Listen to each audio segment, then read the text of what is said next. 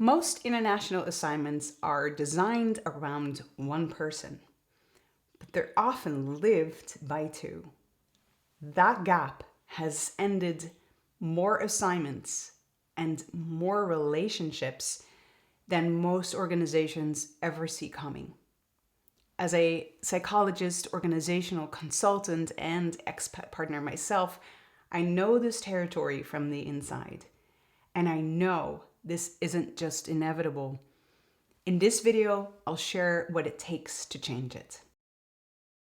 When a couple relocates for an international assignment, something structural happens from day one. The employee steps into a ready-made system, a role, a team, a purpose, a reason to get up in the morning. The expat partner, sometimes lovingly called the trailing spouse, steps into something fundamentally different. By design, one partner's career and identity expansion are made possible through the other partner's career and identity suspension. Professional status, income, legal work rights, social network, daily structure, all things that are often given up simultaneously and voluntarily in service of a shared decision. This is a structural feature of how international assignments work, not a failure of individuals and not outside your organization's purview. The adventure potential is real, the opportunity is real, and the structural pressure on both people is equally real. The employee carries their own weight, like performing well enough to justify the move and everything that has been given up, and financially carrying the whole family, supporting a partner navigating an enormous transition while they are going through their own, often without a clear roadmap for how. When that system goes unsupported, it doesn't stay contained to this family. It shows up in performance, in early returns, and in assignment failure at significant cost to everyone involved, including your organization. Both people gave something to make this possible. We already talked about things like career trajectory and financial security, but it actually goes deeper than that, because this is not just a job, it's a new chapter in their life. It becomes about how they live their daily life, where they belong, who they are, about a life with purpose. And this is supposed to be expanding for both of them. And when it is, it's genuinely remarkable. But when the structural pressure goes unsupported, what was meant to be an adventure can inadvertently unravel both for the people living it and for the organization who trusted them with their mission. Most organizations sending people abroad are not indifferent to this, and I'm sure your organization very much cares too, and many genuinely want to support their people well. But there's a boundary question that comes up almost universally, and maybe you recognize this too. How far does our responsibility actually reach? Logistics, yes. Language training, for sure, of course. But a partner's sense of identity, the balance in the personal relationship, that starts to feel less like HR territory and more like, well, someone's private life. That hesitation is understandable, yet it has a cost, because the research is unambiguous. Partner adjustment is one of the strongest predictors of assignment success.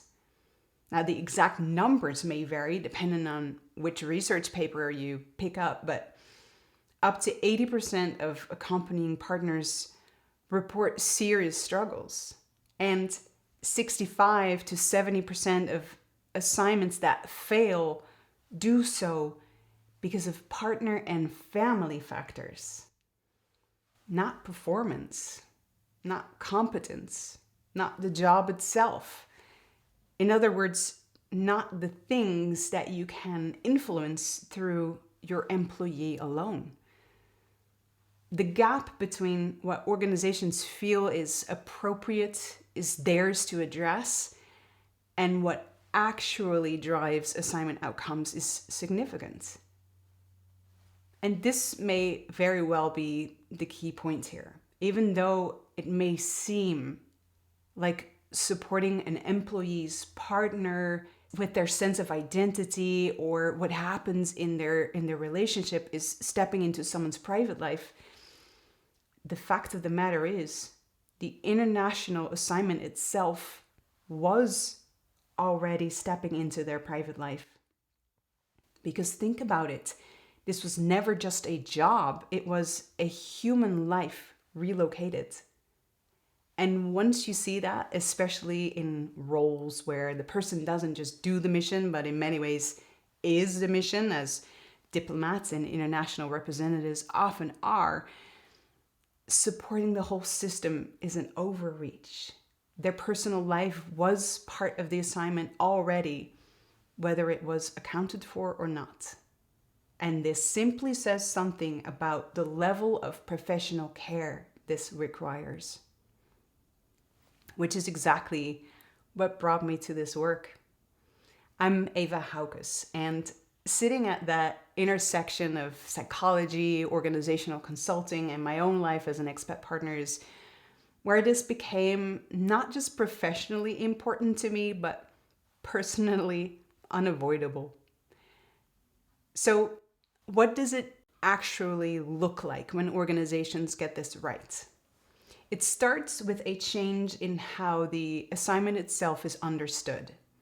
Instead of seeing it as an employee relocation with a family attached, we need to treat it for what it is, a family system in transition with an employee at the center. You need the family to carry the mission, not just the employee that got the contract with you. That reframe alone changes what support looks like and who it's for. Research and our own work with expat couples points consistently to 3 domains that determine whether both partners can carry this well.